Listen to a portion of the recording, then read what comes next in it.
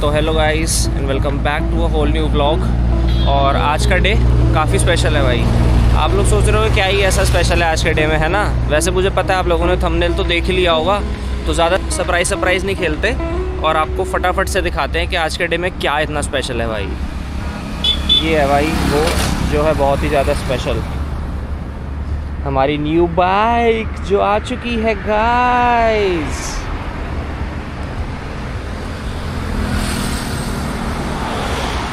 वाह ब्रो। तो जी ये है आज के डे में स्पेशल जो है, हमने न्यू बाइक ले ली है और हमने एक्सपल्स 210 ली है, हाईएस्ट मॉडल लिया है उसका, ब्लू कलर में, जो कि हमें चाहिए था और जो कि हमें बहुत पसंद भी है।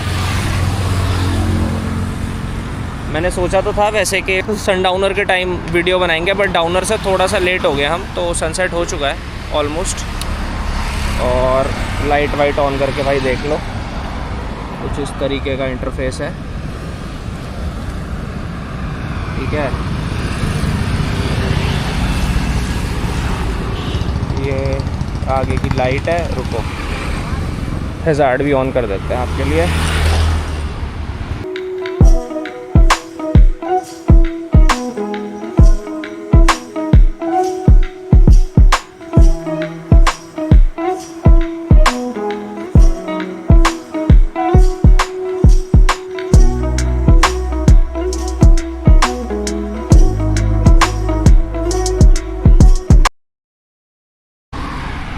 हाँ जी, तो जी इंटरफेस कुछ ऐसा है, जैसे ही हम बीच के बटन के पे क्लिक करते हैं वैसे ही हमारा इंटरफेस आ जाता है यहाँ पे, जिसके अंदर अपने को डिस्टेंस, टाइम, स्पीड सारी चीज़ें दिखती हैं। ऊपर वाला बटन दबाएंगे तो फ़ोन कनेक्शन का सीन आता है, उसके बारे में मैं आपको अभी और नॉलेज दूंगा थोड़ी सी देर में। और उसके बाद नीचे का बताते हैं तो रेंज आती है, जो कि 198 किलोमीटर्स की रेंज दिखा रही है बाइक, और 0.3 लीटर पर 100 किलोमीटर, ये तो अभी सही नहीं दिखा रही है। उसके अलावा यहाँ पे we have the switches for the controls of the screen. On का बटन आ जाता है और इसका इंडिकेटर का बटन बहुत सही है भाई, ऐसे करके ये बीच में छोटा सा बटन दिया हुआ है जिसको आपने दबाना होता है। नकल गार्ड्स आ जाते हैं इसके अंदर, फ्रंट के अंदर पुल करने के लिए, बाइक आपकी गिरेगी क्योंकि एडवेंचर बाइक है, एडवेंचर बाइक चलाते हो नहीं गिरे तो क्या गिरे, है ना। और कुछ इस तरीके की लुक है बाइक की। और एसेसरीज़ बोले तो हमने बहुत सारी एसेसरीज़ भाई ऑर्डर कर रखी है, बहुत सारी एसेसरीज़ आने भी वाली हैं। उनमें से एक एसेसरी है फ़ोन माउंट, जो कि मैं लगा चुका हूँ, और फ़ोन माउंट के अंदर ये वाइब्रेशन डैम्पर भी है, टॉइंग टॉइंग टॉइंग, ठीक है। फ़ोन माउंट मोटो जीनियस ब्रांड का हमने फ़ोन माउंट लिया है, और फ़ोन माउंट की और बाकी सारी चीज़ों की डिटेल्स मैं आपको एक प्रॉपर वीडियो में दूंगा। सॉरी मैं थोड़ा सा गिर रहा हूँ क्योंकि मैं काफ़ी एक्साइटेड चल रहा हूँ पिछले 3-4 दिन से। तो 3-4 दिन हो गए और ये बाइक कैसे आई, क्या हुआ, ये सारी स्टोरी आपको बाइक पे बैठ के बताते हैं, है ना। मोटो लिया तो मोटो ब्लॉग तो करेंगे, तो चलो फटाफट बाइक पे बैठते हैं, कैमरा को हेलमेट पे लगाते हैं और यहाँ से निकलते हैं, मच्छर काट रहे। तो चलो जी बैठते हैं बाइक पे और एंगल देखते हैं कितना सेट करने की ज़रूरत है और कितना set. Oh I guess the angle is pretty good bro. थोड़ा सा नीचे कर देते हैं बस, है ना, आपको थोड़ी सी टंकी भी दिखती रहेगी बाइक की।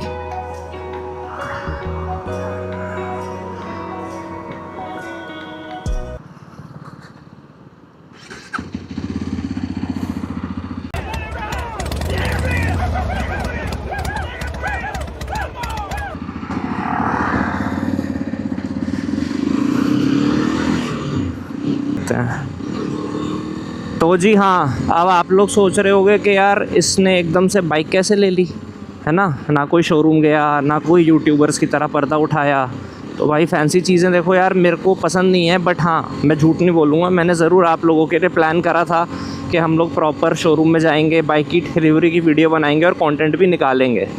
बट मेरे पास इस चीज़ के लिए कहने के लिए अभी फ़िलहाल एक ही चीज़ है कि बाप तो बाप होता है, और बाप तो बाप होता है का मतलब आपको अगले 1 मिनट में समझ आएगा। तो हुआ क्या यार, मैं संडे को बैठ के प्लान कर रहा था भाई के साथ कि हम जाएंगे और वहाँ से बाइक की डिलीवरी लेंगे and this and that. But मुझे और भाई को पता नहीं था कि जब हम लोग प्लान कर रहे थे ना, तब बाप तो बाप होता है, मतलब मेरे पिताजी संडे को सुबह सुबह बाइक के शोरूम में पहुंच गए मुझे सरप्राइज़ करने के लिए। जैसे मैं आप लोगों को सरप्राइज़ देना चाहता था, वैसे ही एक बाप अपने बच्चे को सरप्राइज़ देना चाहता था भाई। और उनको पता है कि मुझे बाइक से कितना लगाव है। मैंने पिछले 2-3 साल से बाइक चलाई भी नहीं है, चलाई भी है तो सिर्फ मेरे भाई की जो बाइक है मैंने वही चलाई है। तो अब पापा भाई संडे को पहुंच गए शोरूम पे, और पापा ने बस एक गलती कर दी कि जब इसकी रजिस्ट्रेशन करा रहे थे ना तो सारा कुछ मेरे नाम और नंबर पे करवाया, क्योंकि उनको पता था ऑब्वियसली बाइक इसके लिए आ रही है तो इसका नाम नंबर सब चीज़ें दे देते हैं। तो भाई उन्होंने करवाया और मेरे नंबर पे OTP आया। तो जैसे ही OTP आया ना, क्योंकि 1 महीने से बाइक लेने का सीन चल रहा है कि हम बाइक लेंगे, अगले हफ्ते लेंगे, इस हफ्ते लेंगे, ये हो रहा है वो हो रहा है, सब चीज़ें चल रही थी। वो ज़्यादा आप लोगों के जानने लायक चीज़ें हैं भी नहीं और कोई बहुत ज़्यादा इंपॉर्टेंट भी नहीं है। इंपॉर्टेंट ये है कि ये हमारे पास आ चुकी है और ये बहुत ही बढ़िया चलती है भाई। तो अब भाई संडे वो पहुँच गए और जैसे ही मेरे को मैसेज आया तो मेरे पास ना परिवहन के नाम से, सॉरी मेरे पास वाहन की जो साइट है उससे मैसेज आया। मैंने कहा वाहन का मतलब तो भाई क्या कहते हैं, ट्रांसपोर्टेशन होता है, और ट्रांसपोर्टेशन तो एक ही तरीके की हमारे घर में आने वाली थी। तो भाई मुझे वहाँ से आइडिया लग गया कि बाइक आ गई है। तो फिर मैंने उन्हें पूछ लिया और उन्होंने बता दिया। तो फिर मुझे एक बार तो बहुत सारी खुशी भी हुई और फिर ऐसा भी हुआ, मैंने कहा अरे यार मैं आप लोगों के लिए व्लॉग तो नहीं बना पाऊँगा, बट कोई बात नहीं भाई। बढ़िया चीज़ ये है कि बाइक आ चुकी है। और आज का व्लॉग अब हम थोड़ा सा ना इस बाइक के ऊपर ही रखते हैं, जिसमें हम इस बाइक की ही बातें भी करेंगे और मैं आपको बताऊंगा कि क्या क्या चीज़ें अच्छी हैं और क्या क्या चीज़ें बुरी वैसे हैं नहीं यार, बुरे लोग होते हैं भाई, बुरी चीज़ें नहीं होती। तो भाई फर्स्ट थिंग्स फर्स्ट, बाइक चलने में बहुत ही ज़्यादा स्मूथ है भाई। एक्सपल्स 200 और 200 4V के मुकाबले बाइक बहुत ही अल्ट्रा स्मूथ है चलने में। और इसके अंदर सबसे अच्छी चीज़ ये है भाई कि इस बाइक के अंदर ना इन्होंने 6 गियर डाल दिया है। सबसे बढ़िया चीज़ करी है भाई हीरो ने। मैंने जब अपनी भाई वाली एक्सपल्स भी चलाता था ना, तो मुझे उसमें सिर्फ ये एक ही चीज़ फील होती थी कि 5वें गियर पे आप जैसे ही 80-90 पे पहुंच जाते थे ना, तो ऐसा लगता था कि बाइक कह रही है बस भाई मेरे को इससे ऊपर मत लेके जा, क्योंकि मेरी क्षमता नहीं है। आपके RPMs ऑलरेडी 8500 पे होते थे और 90 की स्पीड होती थी, तो बाइक 100-105 पहुंच जाती थी वो, तो उसका फुल हो जाता था भाई। अब इस बाइक का क्या सीन है, ऑल्दो मैंने भी भगाई नहीं है, बट ये बाइक भाई 6ठे गियर पे 6 के RPM पे 85 की स्पीड पकड़ के चल रही होती है, समझ रहे हो। तो 6 का RPM इज़ लाइक 12 के RPM तक ये जा सकती है। और सिर्फ 6 का RPM मतलब जो हाफ है इसका, सिर्फ अपना आधा RPM खोलने पे ही ये बाइक 85 पहुंच रही है। तो ये बाइक बहुत आराम से 120-25 जाएगी। हमने अभी चलाई नहीं है बिकॉज मैं अभी इसको 6 के RPM से ऊपर ना तो रेव कर रहा हूँ और ना ही मैं स्पीड लेके जा रहा हूँ। मैं RPM के हिसाब से चल रहा हूँ बिकॉज इंजन का ब्रेकिंग पीरियड है। पहले 500 किलोमीटर में इंजन के अंदर बहुत सारी ऐसी चीज़ें होती हैं जो आपके इंजन को आगे जाके ख़राब कर सकती हैं, अगर अभी आप इस स्टेज पे अपनी बाइक को बहुत ज़्यादा पुश पुल करते हो या खींचातानी उसके साथ करोगे तो। और हम ग्रेटर फरीदाबाद के एरिया में घूम रहे हैं और घूमते घूमते अभी मैं आपको एक बहुत सही जगह दिखाता हूँ। अगर कभी कोई फरीदाबाद आ रहा है, आपको कहीं घूमना है, बेसिकली शाम को कुछ खाना पीना है, चिल करना है, समझ रहे हो, गाड़ी में कुछ पीते हुए कुछ लेके खाना है, कुछ क्या है वो तो आप लोग खुद ही समझ जाओगे। समझदार को इशारा काफ़ी होना चाहिए। तो अब भाई बाकी इसकी हेडलाइट इन्होंने बहुत सही कर दिया। देख रहे हो, अब जैसे मैं हाई बीम करता हूँ सामने की गाड़ी बिल्कुल चमक जाती है, मतलब पहले से काफ़ी अच्छी है। ऑल्दो मैंने एक दिन इसको बारिश में चलाया था तो वाइट लाइट है, तो वाइट लाइट बारिश के साथ मिक्स हो जाती है, तो वहाँ पे थोड़ी सी मेरे को नीड ज़रूर फील हुई है कि हाँ यार मुझे इसके अंदर ऑक्सिलरी लाइट्स लगवानी पड़ेंगी, जो कि हम लगवाएंगे। बहुत सारी चीज़ें हैं जो हम इसमें करवाएंगे, बहुत सारी एसेसरीज़ हैं जो मैंने ऑर्डर कर रखी हैं, कुछ हैं जो घर पे आ चुकी हैं, मैंने लगाई नहीं अभी तक, क्योंकि मुझे ये था कि आप लोगों को मतलब दिखा के उसके बाद हम लगाएंगे, क्योंकि एक बार स्टॉक बाइक तो दिखानी ज़रूरी है ना आप लोगों को। सारी एसेसरीज़ लगा के दिखा दूंगा तो फिर सारा जो मज़ा है वही ख़त्म हो जाएगा, फिर कंटेंट क्या रहेगा हमारे पास बनाने के लिए। गरीब आदमी है, हमें ऐसी कंटेंट बनाना पड़ता है ढूंढ के। उसके अलावा भाई इस बाइक की suspension bro, I love the suspension bro. It is like you are sitting on I am sorry इसकी सस्पेंशन का भाई मैं फ़ैन हूँ, मुझे बहुत अच्छी लगी भाई इसकी सस्पेंशन। मोटे से मोटे गड्ढे के ऊपर से बाइक ऐसे निकल जाती है भाई जैसे कुछ है ही नहीं, समझ ही नहीं आता है। और भाई इंटरनेट पे लोगों ने बहुत सारी फसड़ फैला रखी है इस बाइक के नाम पे ना, कि ऐसा है बाइक, वैसी है, वैसी है, ये है, वो है। तो कुछ भी नहीं है भाई, मुझे तो ये बाइक बहुत अच्छी लग रही है। अभी तक मैं 240 किलोमीटर चला चुका हूँ और मुझे अभी तक कोई भी प्रॉब्लम फेस करने को नहीं मिली है। तो भाई ये आ गया है वर्ल्ड स्ट्रीट का एरिया। आप लोग डालोगे ना वर्ल्ड स्ट्रीट, देखो यहाँ पे मैकडोनल्ड्स, हल्दीराम, ये सारी चीज़ें। ये तो छोटा है पार्ट है अभी, ठीक है। बर्गर किंग भी है यहाँ पे, जहाँ हम काफ़ी बारी सुबह आते हैं। तो और यहाँ से जब आप लेफ़्ट ले लेते हो तो आपको ऐसे फैल दिख जाते हैं जो गांव से निकल के आए हैं। हेलमेट का मतलब इन्हें पता ही नहीं है, ना स्पेलिंग पता है। तो जी आप जैसे यहाँ से लेफ़्ट ले लेते हो तो आ जाता है भाई वर्ल्ड स्ट्रीट। और ये है भाई वर्ल्ड स्ट्रीट। वर्ल्ड स्ट्रीट मतलब काफ़ी बड़ा है भाई ये, और इसमें आपको सारे भाई खाने पीने के ऑप्शंस ये सारी चीज़ें मिल जाएंगी। सबसे बड़ी दिक्कत यही है भाई हमारे फरीदाबाद में ना, कि पीछे सारे गांव अटकते हैं भाई। और मैं मतलब किसी की बुराई नहीं कर रहा यार, या मैं किसी को अपने से छोटा बड़ा नहीं बता रहा, बट जो लोग करते हैं मैं सिर्फ वो बता रहा हूँ। तो गाँव के लड़के वड़के आके भाई लड़कियाँ वड़कियाँ यहाँ छेड़ते हैं सारी चीज़ें ना। तो यहाँ फरीदाबाद में जो कुछ भी बनता है ना, ये गाँव वाले आके ना उसकी माँ बहन एक कर देते हैं भाई। और मैं ये भी नहीं कह रहा सारे एक से हैं, बट भाई काफ़ी सारे बीज हैं जो आ जाते हैं। तो हम आपको वर्ल्ड स्ट्रीट के अंदर लेके चलते हैं, अंदर से भी दिखाते हैं, क्योंकि अब हम बाइक पे राजा बाबू हैं। थोड़ा कैमरा ऊपर कर दिया मैंने।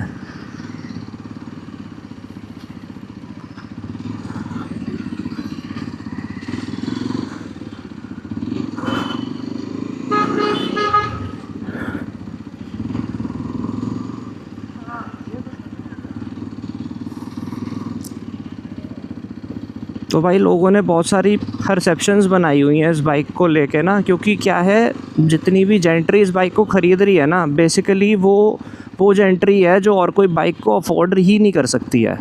अब क्या है, उनको पैसे खर्चने नहीं है और उनको चीज़ें सारी चाहिए BMW वाली। यार आप, मेरे को ये बाइक ऑन रोड पड़ी है 1,85,000 रुपीज़ की, ठीक है। सिर्फ RTO और बाइक की कॉस्टिंग बता रहा हूँ अभी मैं आपको, इंश्योरेंस एडेड नहीं है इसमें। इंश्योरेंस मैं बाहर से कराता हूँ, मैं इंश्योरेंस कभी भी कंपनी से नहीं कराता। तो अरे भैया कहाँ अटक गए, मेरी नई नई बाइक का मुंडन कराओगे आप तो।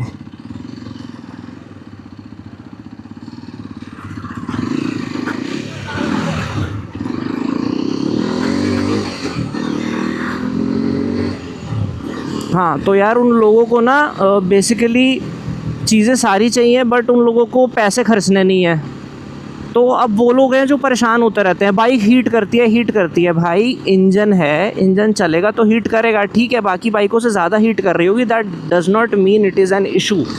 मेरी बाइक भी हीट कर रही है, बट मैंने KTM की RC 390 चला रखी है इससे पहले, और मुझे पता है कि बाइक की हीट कैसी होती है।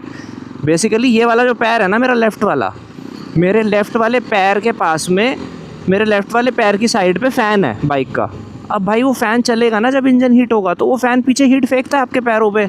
आप जीन्स पहन लो, समझ रहे हो। उसमें लोग परेशान हो रखे हैं। इसमें ऑयल चेंज करवा के 10W30 डलता है अभी शायद से ना, तो कह रहे कि 20W30 या 40 डलवा दो। मुझे अब ढंग से नंबर्स नहीं याद यार ऑयल के। तो उन सब से कुछ नहीं होगा भाई, आपका इंजन सीज हो जाएगा, क्योंकि ये पतला ऑयल है। जब आप इस बाइक को हाई एल्टीट्यूड पे लेके जाओगे तो पतला ऑयल ही आपकी इंजन को जल्दी स्टार्ट करेगा। अगर आप इतना थिक 20W का ऑयल डलवा लोगे ना, तो आपका इंजन ऊपर जाके सीज हो जाएगा, वो स्टार्ट ही नहीं हो पाएगा, ठीक है। दूसरी दिक्कत लोग बता रहे हैं कि बाइक स्टार्ट नहीं होती है। बाइक स्टार्ट नहीं होती है, इसका मतलब कोई ना कोई इलेक्ट्रॉनिक फॉल्ट उसके अंदर आ रही होगी। और काफ़ी सारे लोग हैं जो कि सीट के नीचे रिले होता है, इग्निशन का रिले होता है, इग्निशन का रिले कंपनी वाले चेंज कर देते हैं, तो वो प्रॉब्लम सही हो जाती है, ठीक है। मैंने भी ये सारी चीज़ें, ये प्रॉब्लम सारी सुनी थी जब मैं बाइक ले रहा था, बिकॉज आज के डेट में यार हर कोई इंटरनेट के ऊपर सर्च करता है। आप कोई भी चीज़ लोगे ना तो आप इंटरनेट पे ज़रूर देखोगे कि भाई क्या ही है, मतलब मैं क्या ले रहा हूँ और लोगों का क्या परसेप्शन है इसको लेके। तीसरी चीज़, एक बंदे की वीडियो थी वो भी बहुत वायरल हुई है कि इसका पीछे का जो मोनोशॉक है वो लीक कर जाता है। भाई मैं रॉयल एनफील्ड लेके 2019 में रॉयल एनफील्ड थंडरबर्ड 500, जो बाइक पिछले 20 साल से बनती आ रही है, जो बाइक को कंपनी पिछले 20 साल से मॉडिफाई, चेंजेस, अलग अलग चीज़ें उसमें कर रही है ताकि उसमें प्रॉब्लम्स कम से कम आए। स्पीति पहुंचते ही मेरी बाइक के आगे के दोनों शॉकर और पीछे का एक शॉकर लीक हो गया था। So what does that mean? इसका मतलब ये थोड़ी है कि बाइक की जो क्वालिटी है वो ख़राब है। इसका मतलब ये है कि भाई आप ऊपर ऐसे टेरेन पे लेके जा रहे हो और आप बाइक को इस तरीके से, नई बाइक को पुश कर रहे हो कि उसमें कोई ना कोई ख़राबी आएगी, बिकॉज सारे जितने भी मैकेनिकल पार्ट्स हैं वो भी नए हैं, वो थोड़े से घिस के अपनी जगह पे बैठ जाएंगे ना तो सब सही हो जाएगा। और जिन लोगों को इंजन के इश्यूज़ आ रहे हैं, भाई इंजन ऑयल लीक हो रहा है, ये हो रहा है, वो हो रहा है, ये लोग पक्का वो हैं जो लोग बाइकें लेके आए हैं और इन्होंने एक दिन 2 दिन के बाद हवाबाजी करने के लिए उस पर कभी व्हीलियाँ मारेंगे, कभी स्टॉपियाँ मार रहे हैं, कभी कुछ कर रहे हैं। तो भाई इंजन ख़राब होएगा ही होएगा। स्टार्टिंग का ब्रेक इन पीरियड है, कंपनी ने आपको बोल रखा है कि बाइक का इंजन का जो पोटेंशियल है दैट इज़ 12,000 RPM, उसको 50% से ज़्यादा मत खोलो। तो आप 6,000 RPM से ऊपर बाइक को मत लेके जाओ। गियर शिफ्ट थोड़े हल्के से कर लो, बाइक को ज़्यादा पानी वानी मत लगाओ तो फिर रस्टिंग के इश्यूज़ नहीं आएंगे। रस्टिंग के इश्यूज़ बताए हैं बहुत सारे लोगों ने और रस्टिंग के इशू पे हम भी वर्क कर रहे हैं। मैं कोई ना कोई ऐसी कोटिंग या कुछ ढूंढूंगा जो बाइक के ऊपर मार दी जाए ट्रांसपेरेंट, और जिससे रस्टिंग का इशू सॉल्व हो जाएगा। PPF की भी बात करी है मैंने इस बाइक के लिए, हम PPF भी कराएंगे इस बाइक में। तो मशीन है भाई, मशीन में प्रॉब्लम्स आएंगी। और इसको लॉन्च हुए हुए बाइक को अभी सिर्फ 1 साल हुआ है, 1 साल या शायद 1.5 साल हुआ है। तो कंपनी ने जो फर्स्ट बैच निकला था और जो अब के बैच निकल रहे हैं ना, उनमें बहुत फ़र्क है। तो आप जिन लोगों ने फ़र्स्ट बैच लिए हुए हैं और उनको प्रॉब्लम्स आ रही हैं, तो उनकी प्रॉब्लम्स को सुन के आप अपना माइंड मत बनाओ। मैं तो यही बोलूँगा, अगर किसी को ये बाइक लेनी है तो you can go for it bro. I have driven it for just 250 kilometres, और अभी मैं से और भी बहुत सारा चलाने वाला हूँ इसके बाद। और हम लोग, आपको एक आइडिया दे देता हूँ, आप लोग ना कमेंट्स में मुझे लिख के बताना कि हम लोग कहाँ जा रहे हैं इस बाइक को लेके। हम लोग इस बाइक को लेके एक ऐसी जगह जा रहे हैं जहाँ पे पेड़ नहीं उग पाते, समझ रहे हो? पेड़ उग ही नहीं पाते, ट्री लाइन ख़त्म हो जाती है। इससे ज़्यादा क्लियर नहीं दे सकता भाई। देखो अब मैं आपको कोई भी इंस्ट्रक्शन, ठीक है, और मैंने कुछ बातें भी करी हैं अभी कि हम कहीं गए हुए थे, तो आप आइडिया लगा सकते हो कि एक जगह गया है तो दूसरी जगह कौन सी हो सकती है जहाँ भी जाएगा। तो जी टर्न आने वाला है, इंडिकेटर दे देते हैं।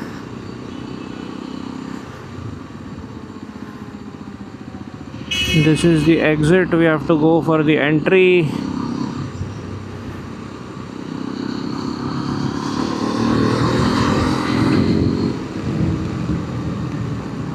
कॉन्फिडेंस बहुत आता है यार इस बाइक पे ना, स्टेबिलिटी बहुत ही अच्छी है। मतलब इट इज़ लाइक आप क्लाउड पे बैठ के चला रहे हो भाई बाइक को। तो अब पहले ना धीरे कर लेते हैं भगाने से पहले, ताकि आप देख पाओगे कि कितने कितने गियर्स पे कितनी कितनी स्पीड शुरू हो रही है। ठीक है, अब मैं मोटा मोटा 20 की स्पीड से शुरू कर रहा हूँ।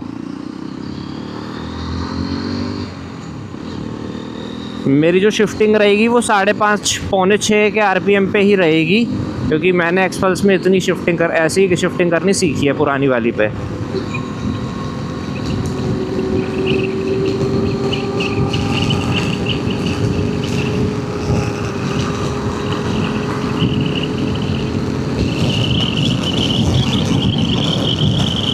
तो अब मुझे पता नहीं है कि कैमरा के अंदर कितना ठीक से रिकॉर्ड हो पा रहा है, बट हम लोग 6 के RPM पे जब पहुंच रहे हैं ना, अभी नहीं पहुंचे हैं, 550, 850, 900 का RPM है। तो 6 के RPM पे आपको एग्जैक्टली 85 की स्पीड पे बाइक ले जाती है भाई, बहुत आराम से, हंसते खेलते पहुंचती है। और ये तंग वंग नहीं करती, इसमें वाइब्रेशन ज़ीरो है भाई, ज़ीरो वाइब्रेशन है। मैं हाथ छोड़ सकता हूँ बहुत आराम से 85-90 की स्पीड पे भी। 90 तक मैं चला चुका हूँ इसको, 90 की स्पीड तक कोई वाइब्रेशंस नहीं है। और उसके बाद तो भाई वाइब्रेशन थोड़ी बहुत तो आएंगी, क्योंकि हमारी रोडें भी तो ऐसी अजीब है ना।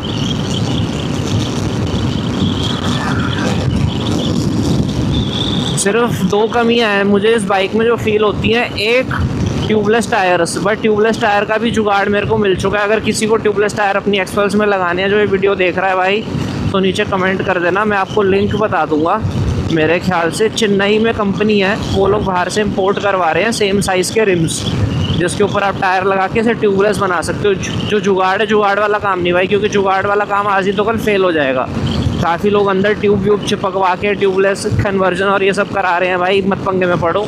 उससे अच्छा ट्यूब टायर ही है, ठीक है वो, क्योंकि उसमें हवा कभी कहीं से लीक होती है, कभी कहीं से लीक होती है।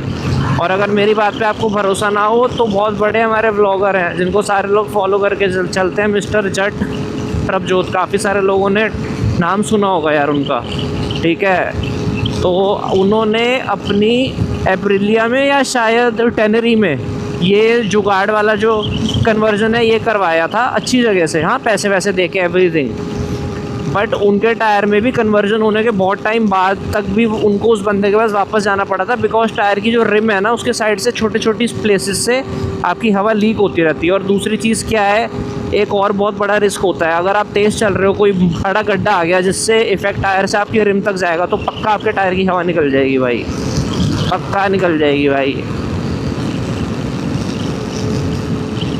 और मेरे साथ ये चीज़ हो चुकी है, इसलिए मुझे पता है।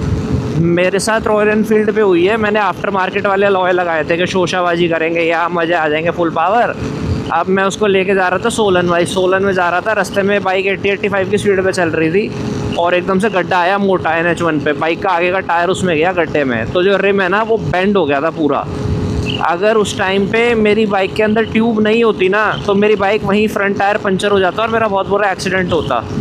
रिम बेंड हो गया, जो टायर है वो रिम से हल्का सा दूर हो गया, रिम बीच में ए बन गया, ऐसे ना ए बन गया बीच में रिम में, ऐसे गोल रिम में ए बन गया। और ट्यूब थी उसके अंदर जिसको कोई भी डैमेज नहीं हुआ, तो मुझे पता भी नहीं चला है। और मैं उसके बाद 100 किलोमीटर और चल के सोलन घर तक पहाड़ों पे पहुंच गया हूँ। वहाँ जाके जब मैंने उतर के बाइक चेक करी है तो आगे का मेरा रिम बेंड हुआ पड़ा था भाई। तो कभी कभी ट्यूब वाले टायर आपको बचा भी देते हैं। हाँ आई नो कि अगर इसमें पंचर लग गया भाई किसी जगह पे और वहाँ पे कुछ करने को नहीं हो पाएगा, हम पंचर नहीं लगा पाएंगे, तो भाई उसके दो ही सॉल्यूशंस हैं। या तो आपके पंचर वाले से जाके उसको बोलो कि भाई बगैर टायर खोले पंचर कैसे लगाना है बाइक का मुझे सिखा दे, बिना टायर खोले आप पंचर लगा सकते हो बहुत इजीली ट्यूब वाली बाइक का। सिर्फ आपको एक टूल अपने साथ रखना पड़ेगा, वो पेच कस्सा जिससे वो लोग खोलते हैं टायर को। मैं भी सीख के जाऊँगा अभी जब मुझे जाना है ट्रिप पे, उससे पहले।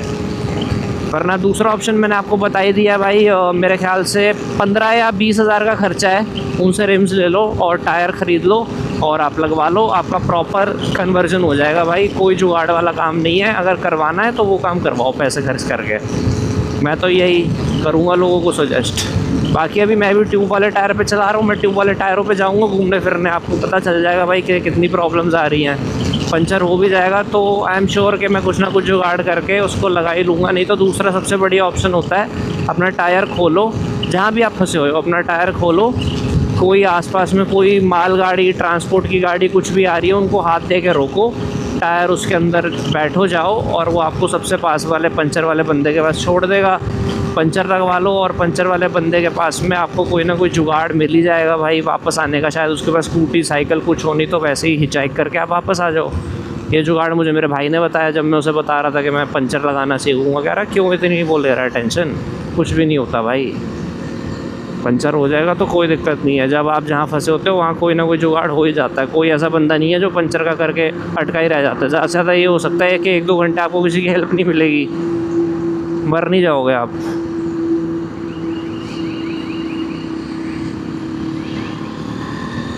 तो जी कुछ ऐसा था हमारी बाइक का इंट्रोडक्शन व्लॉग, और अब व्लॉग करते रहेंगे। अभी एसेसरीज़ जो आई हुई हैं हम एक एक करके इंस्टॉल करेंगे बाइक के ऊपर, आपको दिखाएंगे कि एक्सपल्स पे हम कौन सी एसेसरीज़ इंस्टॉल कर सकते हैं। और भाई मेरा वो वाला सीन नहीं है कि मैं बाकी लोगों की तरह एक ब्रांड देख लिया तो सारी एसेसरीज़ उसी की मंगा दूँगा। मेरी हर एसेसरी अलग अलग ब्रांड की आ रही है और मैं हर एसेसरी बहुत ही देर रातों जाग के पूरा वेलापन बिल्कुल अपना खाली करके अपने अंदर से मैं उसके बाद सारी एसेसरीज़ मंगवा रहा हूँ अलग अलग वेबसाइट से। तो मैं वेबसाइट के लिंक और सारी चीज़ें आप लोगों के साथ शेयर कर दूँगा। और दिल्ली में जो एसेसरीज़ मिल रही हैं ना उनकी लुक कुछ खास है नहीं, तो मेरी 90% एसेसरीज़ सारी साउथ से आ रही हैं, इधर चेन्नई से या केरला से, कोयम्बतूर से, बेंगलुरु से। तो मैं आप लोगों को अगली वीडियो में बता दूँगा। इस वीडियो के लिए इतना ही। आपसे मिलते हैं अगली किसी बढ़िया सी वीडियो में। और बाइक के नज़ारे फिर से एक बार ले लो। अगली बार आपको बाइक बिल्कुल साफ़ सुथरी करके दिखाएंगे। वैसे आई डोंट थिंक कि आपको गंदी बाइक दिखी होगी, क्योंकि शाम सी हो गई थी। अच्छा हुआ मैंने शाम को व्लॉग बना लिया। Bye bye.